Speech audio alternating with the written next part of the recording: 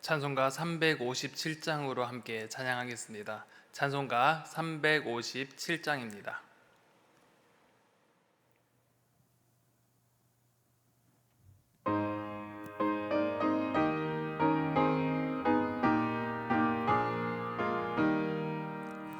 주 믿는 사람 일어나 다 힘을 합하여 이 세상 모든 마귀를 다 쳐서 멸하셈. 저 앞에 오는 적군을 다 싸워 이겨라. 주 예수 믿는 힘으로 온 세상 이기네. 믿음이 이기네. 믿음이 이기네. 주 예수를 믿음이 온 세상 이기네. 온 인류 마귀 괴율로 큰 죄에 빠지니 진리로 띠를 띠고서 늘 기도드리셈. 참 믿고 의지하면서 겁없이 나갈 땐 주 예수 믿는 힘으로 온 세상 이기네. 믿음이 이기네. 믿음이 이기네. 주 예수를 믿음이 온 세상 이기네. 끝까지 이긴 자에게 흰 옷을 입히고 또 영생 복을 주시니 참 기쁜 일일셈. 이 세상 지나서 저 천성 가도록 주 예수 믿는 힘으로 온 세상 이기네. 믿음이 이기네. 믿음이 이기네. 주 예수를 믿음이 온 세상 이기네.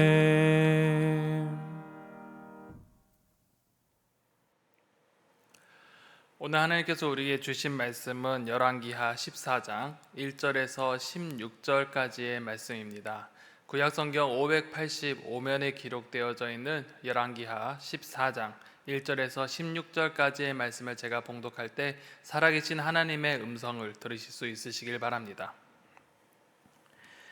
이스라엘의 왕 여호아스의 아들 요아스 제2년에 유다의 왕 요아스의 아들 아마샤가 왕이 되니 그가 왕이 된 때에 나이 25세라 예루살렘에서 29년간 다스리니라. 그의 어머니의 이름은 여호앗단이요 예루살렘 사람이더라. 아마샤가 여호와 보시기에 정직히 행하였으나 그의 조상 다윗과는 같지 아니하였으며 그의 아버지 요아스가 행한 대로 다 행하였어도 오직 산당들을 제거하지 아니하였으므로 백성이 여전히 산당에서 제사를 드리며 분향하였더라. 나라가 그의 손에 굳게 섬에 그의 부왕을 죽인 신복들을 죽였으나 왕을 죽인 자의 자녀들은 죽이지 아니하였으니 이는 모세 율법 책에 기록된 대로 함이라. 곧 여호와께서 명령하여 이르시기를 자녀로 말미암아 아버지를 죽이지 말 것이요 아버지로 말미암아 자녀를 죽이지 말 것이라. 오직 사람마다 자기의 죄로 말미암아 죽을 것이니라 하셨더라. 아마샤가 소금 골짜기에서 에돔 사람 10,000명을 죽이고 또 전쟁을 하여 셀라를 취하고 이름을 욕드엘이라 하였더니 오늘까지 그러하니라.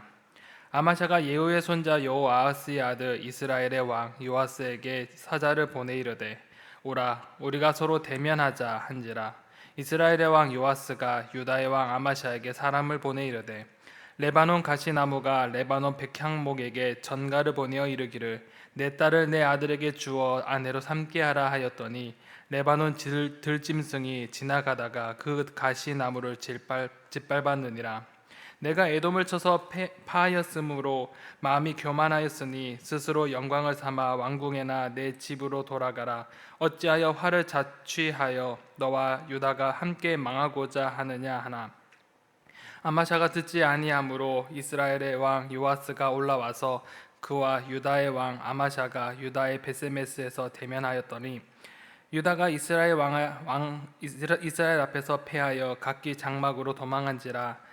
이스라엘의 왕 요아스가 베세메스에서 아하시아의 손자 요아스의 아들 유다 왕 아마샤를 사로잡고 예루살렘에 이르러 예루살렘 성벽을 에브라임 문에서부터 성 모퉁이 문까지 400규빗을 헐고 또 여호와의 성전과 왕궁 곳간에 있는 금, 은과 모든 기명을 탈취하고 또 사람을 볼모로 잡고서 사마리아로 돌아갔더라. 요아스의 남은 사적과 그의 업적과 또 유다의 왕 아마샤와 싸운 일은 이스라엘 왕 역대지략에 기록되지 아니하였느냐. 요아스가 그의 조상들과 함께 잠에 이스라엘 왕들과 사마리아에 함께 장사되고 그의 아들 여로보암이 대신하여 왕이 되니라. 아멘. 북이스라엘의 여호아하스의 아들 아하스가 다스릴 때 유다는 요아스의 아들 아마샤가 왕이 되었습니다. 아마샤는 여호와 보시기에 정직히 행하였으나 다윗이 아닌 아버지 요아스가 행한 대로 행했다고 평가합니다. 이는 그가 모세의 율법대로 준행했으나 아버지 요아스와 같이 온전히 행하지 못하고 특히 마지막 때에 교만함으로 또 우상 숭배를 통해 하나님의 심판을 받게 되었습니다. 아마샤의 일대기를 통해서 우리는 교만과 순종에 대해서 함께 생각해 보고자 합니다.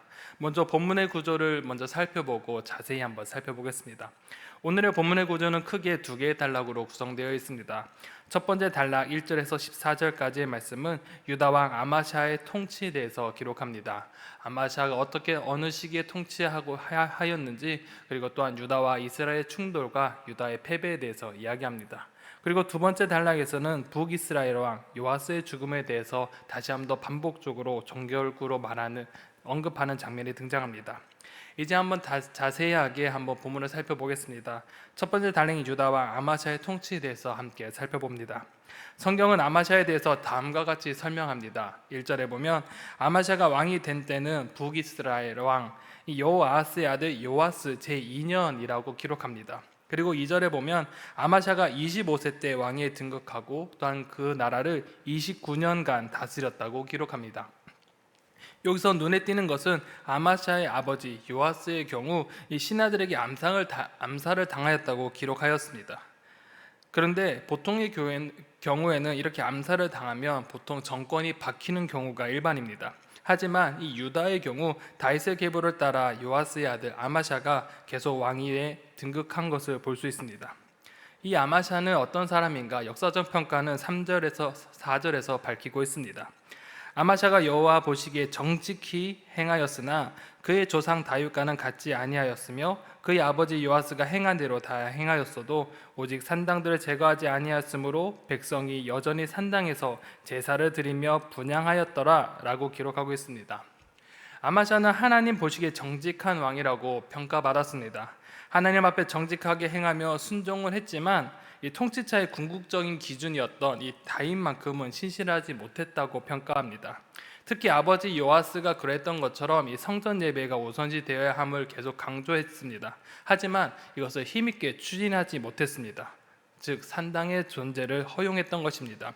하나님께서는 신명기 12장 2절에서 7절을 통해 분명하게 우상들을 척결하고 오직 너의 하나님 여호와께서 자기 이름을 두시려고 너희 모든 지파 중에 택하신 그곳에서 나가서 예배드리라 라고 명령하셨지만 이를 행하지 못했던 것입니다.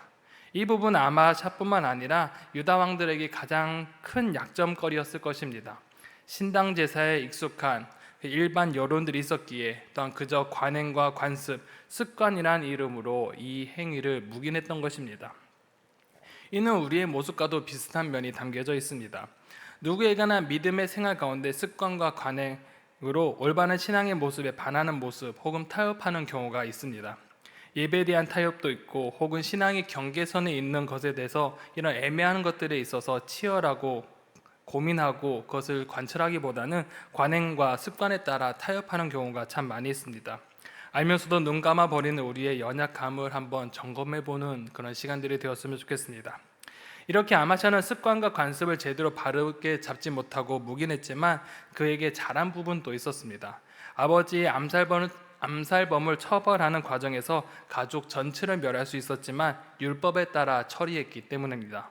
5절에서 6절에 보면 나라가 그의 손에 굳게 섬에 그의 부왕을 죽인 신복들을 죽였으나 왕을 죽인 자의 자녀들은 죽이지 아니하였으니 이는 모세의 율법책에 기록된 대로 함이라. 곧 여호와께서 명령하여 이르시기를 자녀로 말미암아 아버지를 죽이지 말 것이요 아버지로 말미암아 자녀를 죽이지 말 것이라 오직 사람마다 자기의 죄로 말미암아 죽을 것이니라 하셨더라라고 합니다. 모세 율법책에 기록된 것은 바로 신명기 24장 16절에 언급한 연좌제 금지법입니다. 이것을 바탕으로 죄를 지은 당사자 이 암살범만을 처벌하며 율법을 지켰습니다. 역사적 상황을 볼 때는 예후가 왕이 되었을 때 아합과 아하시아의 친척 등을 눈에 띄는 대로 모조리 죽인 것과 비교해 보면 무척이나 잘한 일이며 율법을 잘 지키는 것으로 볼 수 있습니다. 그렇게 하나님은 아마샤에게 은혜를 주심으로 에돔의 전쟁에서 대승이라는 선물을 그에게 허락해 주셨습니다. 7절에 보면 아마샤가 소금 골짜기에서 에돔 사람 10,000명을 죽이고 또 전쟁을 하여 셀라를 취하고 이름을 욕드엘이라 하였더니 오늘까지 그러하니라 라고 말씀합니다. 오늘 본문에서는 이 아마샤가 에돔에게 대성을 거둔 것을 한 절로 요약해서 나타냅니다. 하지만 이 역대기 25장에 보면 이 내용이 자세하게 기록되어져 있습니다. 아마샤가 이 에돔과의 전쟁을 준비할 때 유다의 30만 명을 소집하게 됩니다. 그리고 또한 용병을 구하는데 북이스라엘의 용사 이 10만 명을 100달란트로 영입을 하게 됩니다. 하지만 하나님께서는 하나님의 사람을 보내 이 북이스라엘의 참전을 거절하고 승인하지 않으셨습니다. 아마샤는 이미 착수금을 지불한 터라 고민을 하게 되었습니다. 하지만 하나님의 말씀에 순종함으로 북이스라엘의 용병을 돌려보내며 유다 단독으로 원정길에 올랐습니다. 그리고 하나님의 도우심으로 큰 대승을 이루게 되었습니다. 그런데 열왕기에는 기록되지 않는 큰 죄가 있었습니다. 아마샤는 에돔에게 대승을 취한 뒤에 그곳에 있는 에돔의 우상들을 가져와 자신의 신으로 섬긴 것입니다. 어째 보면 너무나 어이없는 상황에 하나님은 선지자를 보내 그를 책망하셨고 경고하셨습니다. 하지만 아마샤의 반응은 요지부동이었습니다. 결국 하나님은 불순종한 아마샤의 심판을 명하시며 대적의 손에 넘기시겠다고 결단하셨습니다. 그리고 그 결단은 유다와 이스라엘의 충돌을 통해 이루어집니다. 아마샤가 에돔의 대승을 거둠으로써 한껏 고무된 상태였고 교만해졌습니다. 그리고 북이스라엘 향해 도발하기 시작합니다. 8절에 보면 아마샤가 예후의 손자 여호아스의 아들 이스라엘의 왕 요아스에게 사자를 보내어 이르되 오라 우리가 서로 대면하자 한지라. 여기서 대면하자라는 단어가 나옵니다. 이것은 바로 전쟁의 선전포고입니다. 아마샤가 전쟁을 선포하고 포고한 것은 두 가지 이유가 있습니다. 첫 번째는 이 용병들의 약탈 때문에 그렇습니다. 에돔 전쟁 시에 북이스라엘의 용병들을 영입한 후에 그들을 되돌려 보내는 과정이 있었습니다. 그때 이 용병들은 그저 되돌아간 것이 아니라 올라가는 그 길에서 약탈을 했던 것입니다. 그렇기에 이 부분에서 화가 난 이 아마샤는 이 부분에 대해서 선전포고를 한 것입니다. 또한 두 번째는 바로 아마샤의 교만과 무모함이 있었습니다. 당시 유다는 이스라엘에 비해서 열세적인 상황에 놓여져 있었습니다. 하지만 에돔에 승리함으로써 이제 이스라엘과도 상대해서 이길 수 있겠다는 생각과 어리석은 판단이 있었습니다. 그렇기에 이 아마샤는 요아스를 향해서 전쟁을 선포하게 된 것입니다. 그런데 이 선전포고를 받은 이스라엘 왕 요아스는 아주 현명한 인내심을 보여줍니다.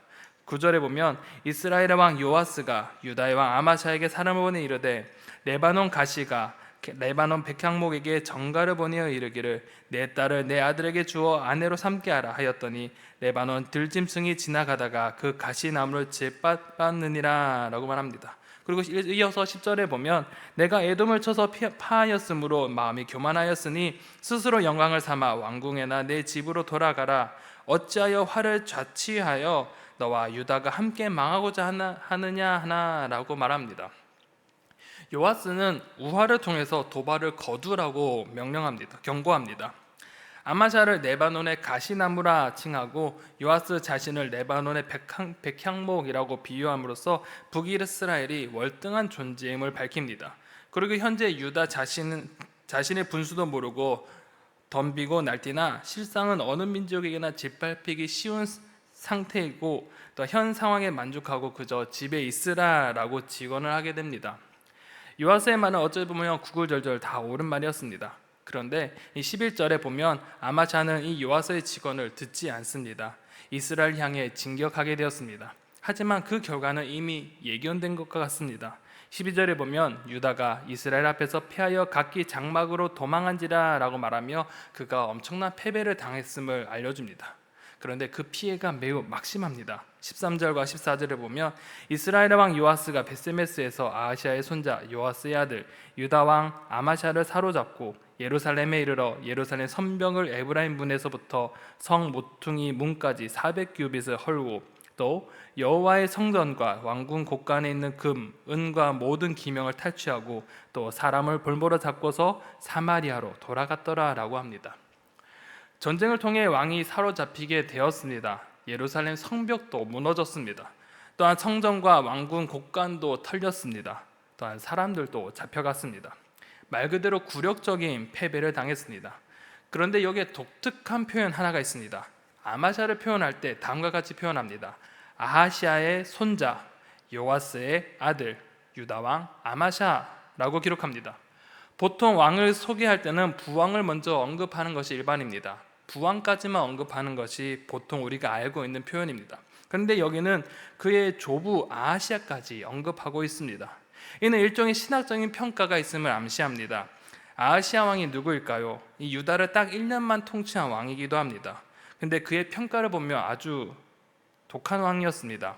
아하시아가 아합의 집 길로 행하여 아합의 집과 같이 여호와 보시기에 악을 행하였으니 그는 아합의 집의 사위가 되었음이러라 라고 열왕기하 8장 26절에 기록하고 있습니다.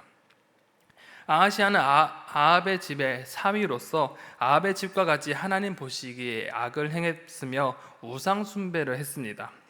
그의 발자취는 결국 부왕 요아스의 길이 아닌 바로 이 아하시아의 길을 따른 것으로 우상 숭배가 결정적인 패배였음을 우리에게 알려주는 것입니다. 이것을 뒷받침하는 것이 바로 역대하 25장 20절로서 아마샤가 듣지 아니하였으니 이는 하나님께로 말미암은 것이라 그들이 에돔 신들에게 구하였으므로 그 대적의 손에 넘기게 하심이더라 라고 말씀하셨습니다. 이를 통해 애굽에서 가져온 이 우상 숭배함으로 하나님은 유다를 대적의 손, 이스라엘 손에 넘기셨고 유다 왕 아마샤의 심판을 결정하셨던 것입니다. 그렇게 유다는 무너질 수밖에 없었고 커다란 패배를 맛볼 수밖에 없었습니다. 아마샤는 온전하지 않았지만 작은 순종을 통해 에돔을 물리칠 수 있는 큰 은혜를 받았습니다. 유다가 승리를 가져올 수 있었던 이유는 바로 하나님께서 그와 함께 하셨기 때문입니다. 하지만 이러한 은혜를 깨닫지 못한 아마샤는 하나님께서 가장 싫어하는지 바로 우상을 들여와서 숭배함으로 하나님을 욕보였습니다. 또한 하나님의 경고를 듣지 아니하고 자신의 힘을 의지하였습니다. 아마샤의 교만과 무모함은 결국 하나님의 심판을 피할 수 없게 되었고 처절한 패배와 고통을 당해야 했습니다. 또한 이스라엘의 포로로 잡혀가는 치욕까지 당해야 했습니다.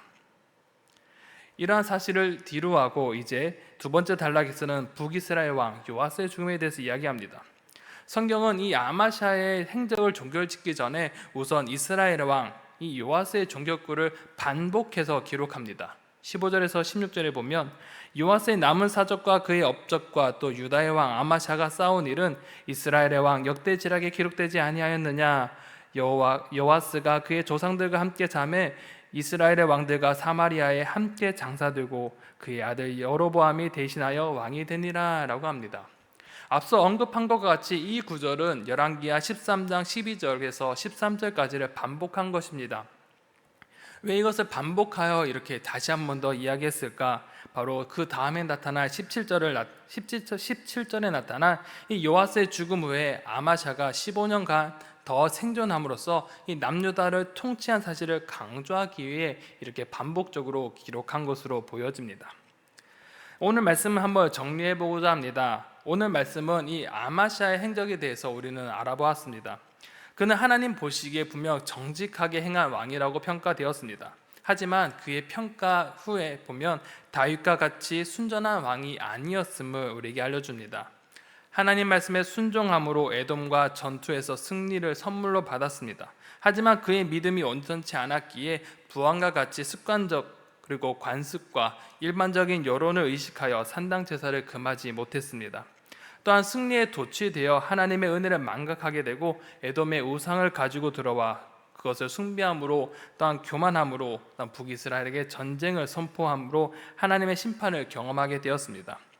그의 행동은 참 어리석어 보입니다. 주신 은혜를 깨닫지 못하고 그것이 자신의 힘으로 승리한 것으로 착각한 그의 오판과 함께 또한 습관과 관습 그리고 일반적인 그 여론으로 인하여서 하나님의 말씀을 온전히 따르지 못하고 죄악을 묵인한 점을 통해서 오늘 우리에게 또한 이것을 우리 가운데 우리의 삶을 통해 질문해 오고 있는 것 같습니다. 우리 또한 어떠합니까? 우리의 삶 동안 이 아마샤의 삶과 비슷한 경우를 많이 맞이할 때가 있습니다. 우리 또한 하나님의 은혜를 망각하며 자신의 힘으로 오만하게 살고 있는 것이 아닌가 우리는 질문하게 됩니다. 또한 하나님의 말씀에 온전히 따르지 아니하고 세상과 타협하고 습관과 관습 그리고 믿음의 생활을 회색빛으로 만들어 버린 것이 아닌가 우리에게 질문하고 있습니다. 오늘 우리의 삶은 하나님 앞에 겸손한 삶이 되어지길 바랍니다. 우리가 이곳에 있는 것, 우리가 존재하는 것 모든 것이 하나님의 은혜였음을 기억하며 겸손히 하나님을 바라보며 살아가는 저와 여러분들이 되시기를 소망합니다. 또한 순전한 믿음을 가지길 소망합니다. 세상과 타협하지 아니하고 관습과 습관, 일반 여론에 흔들리지 아니하며 말씀을 굳게 잡고 말씀대로 살아가는 저와 여러분들이 되시기를 소망합니다. 오늘 하루가 정말 겸손하게 살아가는 삶이 되기 원하며 믿음을 굳게 지키며 나아갈 때 하나님의 놀라운 은혜와 복이 함께 하시기를 간절히 소망합니다. 기도하겠습니다. 사랑과 내가 풍성하신 아버지 하나님, 아마샤의 일대기를 통하여서 우리 가운데 우리의 삶을 점검하게 하심에 참 감사합니다.